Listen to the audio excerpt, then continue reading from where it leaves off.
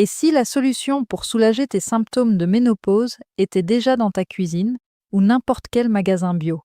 Aujourd'hui, je te parle de 5 tisanes qui ont fait leurs preuves pendant la ménopause et de quelques plantes ciblées sur tes symptômes les plus difficiles.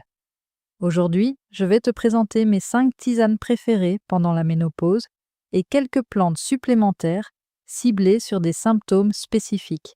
Pas de formule magique, juste des plantes qui ont fait leurs preuves, expliquées simplement, parce qu'un bon choix de tisane peut vraiment faire une différence dans ton quotidien. La semaine dernière, pour celles qui étaient avec moi, j'ai mentionné quelques tisanes particulièrement efficaces contre la rétention d'eau.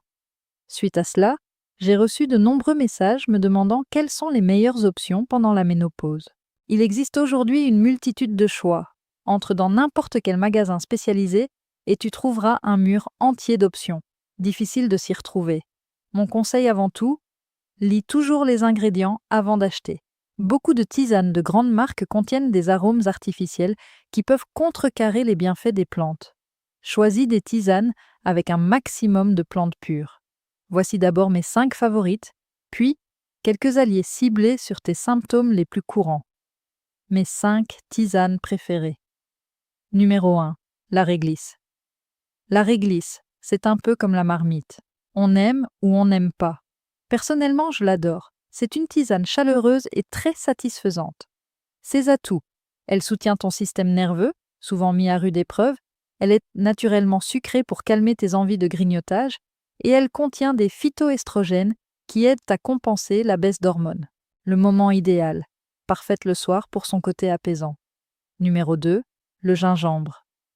C'est ma deuxième favorite, surtout pour son côté réchauffant. Ses atouts. Anti-inflammatoire naturel, top pour tes douleurs articulaires. Elle est aussi radicale contre les nausées, un symptôme de ménopause souvent sous-estimé. Ma recette maison, pelle et hache un petit morceau de gingembre frais. Laisse frémir 5 minutes dans une casserole d'eau.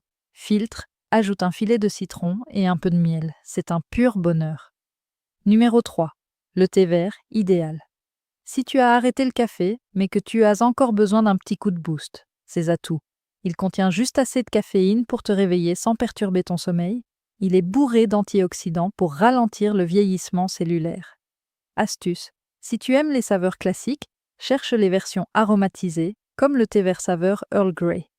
Numéro 4. Le rooibos. C'est le substitut parfait au thé ordinaire, mais sans aucune caféine. Ses atouts. Tu peux le consommer sans modération toute la journée. Il se boit très bien avec un nuage de lait, végétal ou non. Mon expérience. Je l'utilise souvent lors de mes détox, il comble vraiment le vide laissé par le thé classique. Numéro 5. Le chaï, un mélange d'épices, cannelle, cardamome, clous de girofle. Ses atouts. Contrairement à certaines tisanes très légères, le chaï a du corps et du caractère.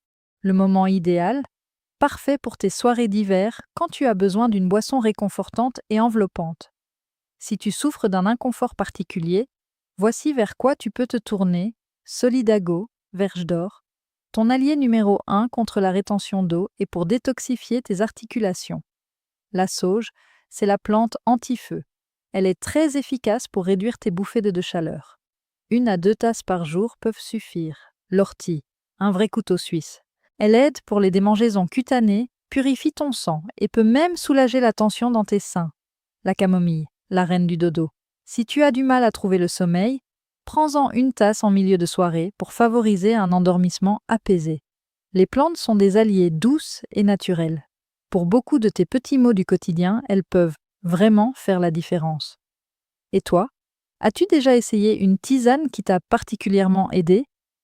Partage ton expérience en commentaire, ça pourrait aider d'autres femmes de notre communauté. Abonne-toi et partage ce post à une amie qui en a besoin.